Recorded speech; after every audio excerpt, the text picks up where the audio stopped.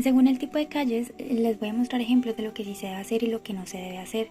En locales tenemos espacios muy pequeños, los andenes son muy angostos, la calle solamente cabe un carro, comparado con el Caney, que son calles muy anchas, y el andén ancho igualmente.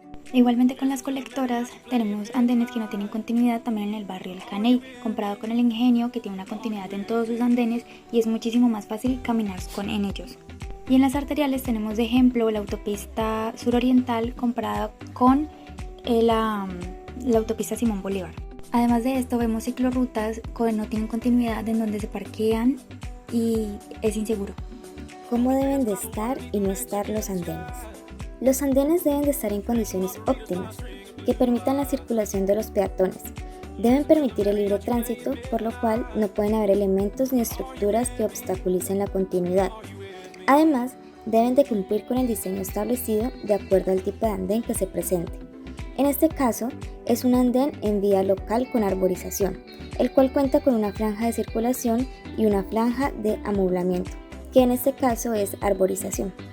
Por el contrario, los andenes no deben de estar destrozados, con distintos niveles y rampas dispuestas de manera aleatoria que obstaculicen la circulación de los peatones. No pueden estar con carros, motos, bicicletas parqueados, además de puestos de comida, entre otros muchos elementos que obstruyen el paso. En este ejemplo, es un andén en vía local sin franja de arborización, pero totalmente obstruido, además de tener zonas con árboles que no deberían de estar debido al diseño del tipo de andén que presenta.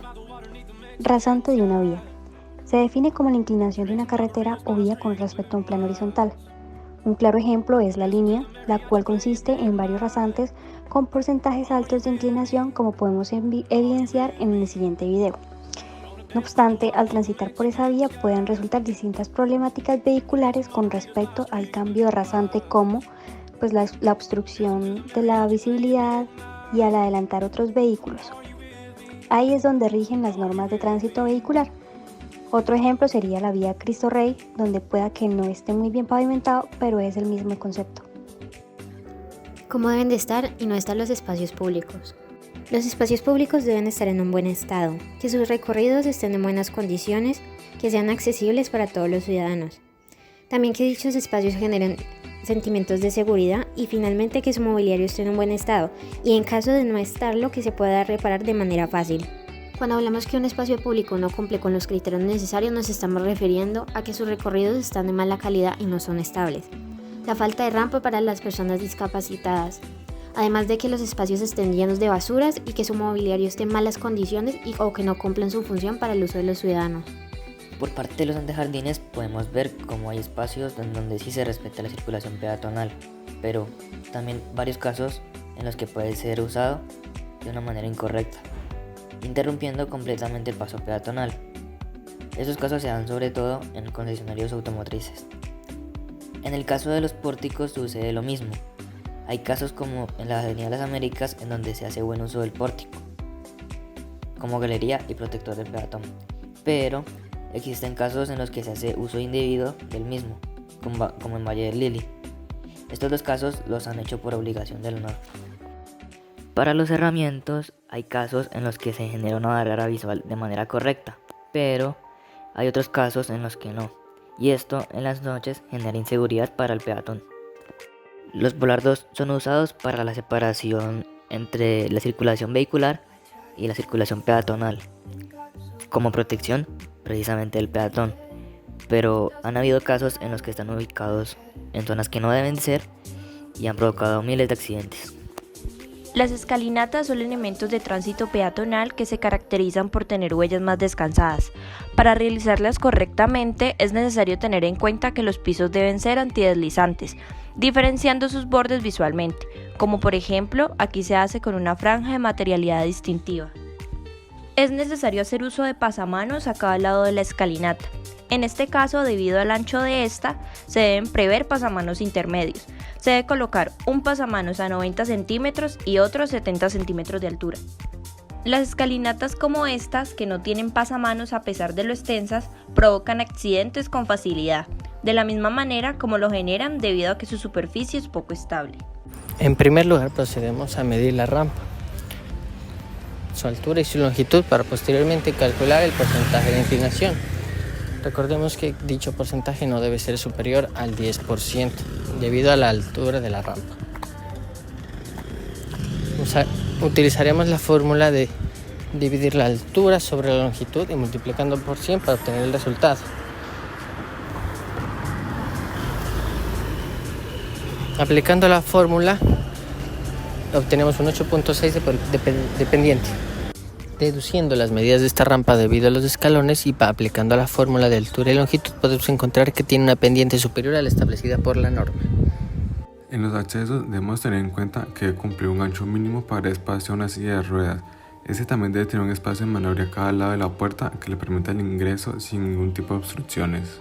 El ascensor, al igual que el vestíbulo, debe cumplir unas medidas mínimas que le permitan maniobrar a una persona en silla de ruedas. En el caso del vestíbulo, este debe hacerse con las puertas abiertas. El pasillo debe tener un ancho mayor a 90 centímetros y 120 cuando exista una circulación de silla de ruedas. Adicional a esto, debe contar con buena iluminación y ventilación y no debe tener ningún tipo de objeto que corte la circulación. Las escaleras deben tener un ancho mayor a 120 centímetros. Al final e inicio de esta debe existir un espacio libre de objetos que obstruyan el paso. También deben contar con un pasamanos por seguridad. Zonas comunes de aprendizaje. Son lugares amplios donde hayan pocas divisiones con mobiliario flexible y a pesar de que hay muchas cosas en un solo espacio, están zonificadas y no hay percepción de desorden. Le da paso a pasillos de 1,20 a 1,50. Un espacio amplio pero que no le da lugar a otras actividades en el espacio genera desconexión y cansancio. Lo mismo pasa cuando hay muchos muros y divisiones. Las terrazas. Son espacios que se adecúan con pérgolas, sombrillas para la protección del sol y mobiliario impermeable para que las personas puedan disfrutar de un ambiente agradable con vistas panorámicas. Lo contrario que sería tomar estos lugares como espacios sobrantes del edificio con altas paredes o usarlas de bodega. Accesos. Un espacio amplio donde se puede ayudar de las dobles alturas, mobiliario cómodo y buen acceso de luz. Se debe tener transparencia desde el exterior para generar seguridad de la persona. Lo contrario que sería ver el acceso sin transparencia desde el exterior y con un espacio estrecho y sin accesibilidad a personas con movilidad reducida. Otras zonas comunes son zona de piscinas donde se debe permanecer limpias y con cerramiento, lo contrario a esto. Huertas, las cuales deben tener un cuidado especial en su asoleamiento y riego para evitar esto. Zonas de juego, las canchas deben permanecer en buenas condiciones y que cuente con cerramiento. El mal mantenimiento provocará esto. Otras zonas comunes en el edificio son los cines, parques y salones sociales. Cuando pensamos en un área de salón social, tenemos que tener en cuenta que en su construcción tienen que ser espacios que tengan una altura generosa, que su iluminación sea muy buena, en lo posible natural, que tenga una muy buena conexión con el exterior. Entre los errores más comunes que encontramos en la construcción de un salón social es que su cerramiento sea en muros de concreto, ladrillo o cualquier otro tipo que obstruya la visual y permita una conexión más amplia con el exterior. Y otro de los errores graves que podemos encontrar es que hay salones sociales que se encuentran en segundos pisos, reduciendo la facilidad para personas que tengan algún tipo de discapacidad. ¿Qué hacer y no hacer separación de flujos? Es recomendable que los peatones circulen por los andenes y los automóviles transiten por la calzada, así generando un orden. Y una calle sin señalización y ser ordenada provoca que los peatones desconozcan el rumbo. ¿Qué hacer y no hacer? Transporte público. Lo más adecuado es el acceso por medio de eliminación de barreras físicas y creación de un entorno seguro para el transbordo. Y un acceso con barreras provoca desorden y caos. ¿Qué hacer y no hacer? Infraestructura. Debe ser confortable incluir descansos cómodos en caso de que sus tramos sean extensos. Por otro lado, no tener sillas o descansos genera interferencia al caminar. A continuación veremos la manera correcta de implementar parqueaderos en una vía local. En este caso, el parqueadero está organizado de manera paralela a la calle con unas dimensiones mínimas de 2 metros de ancho y 6 metros de largo. En el caso para discapacitados, las dimensiones serían de ancho 3.30 metros y de largo los mismos 6 metros.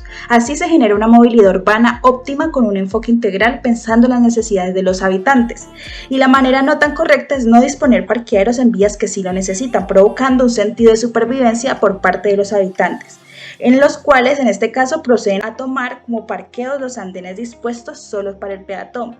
Los topellantas son elementos de organización urbana. Dicha estructura detiene el avance de un vehículo más allá del sitio indicado. En este caso, el topellantas cumple con las dimensiones mínimas, facilitando el buen parqueo del auto y resguardando la seguridad del peatón y del conductor. En otros casos, el mal diseño y no respeto de las dimensiones como tal puede causar un accidente realmente trágico. En este caso, ¿de quién es la culpa?